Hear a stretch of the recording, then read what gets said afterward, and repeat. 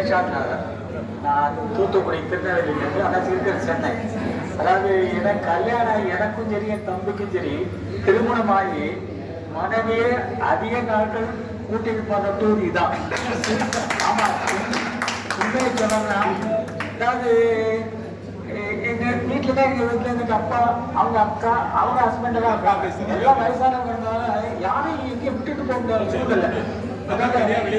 ஆமா, அவங்களுடைய இதை சொல்லியிருக்காங்க, சாக்ரிஃபைஸ் பண்ணி இது இருந்திருக்காங்க. ஸோ அதுக்கு இந்த காலமா வந்து எங்களை டைவர்ஸ் பண்ணியிருப்பாங்க. ஆனா அவங்க அந்த காலத்துல இருந்ததுனால இல்லை.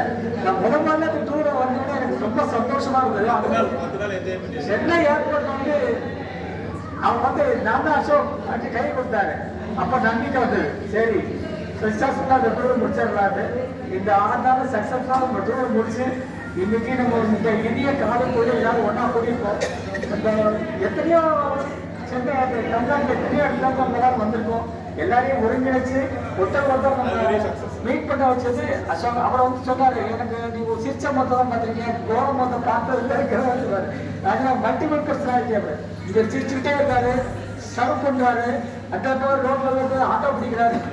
அதெல்லாம் வந்து சாதாரண ஒரு அது ஒரு குணாதிசயம். அதெல்லாம் யாருமே இட்ஸ் ரேர் பினாமினல். அவர் அதெல்லாம் வந்து நினைச்ச கூட பார்க்க முடியாது.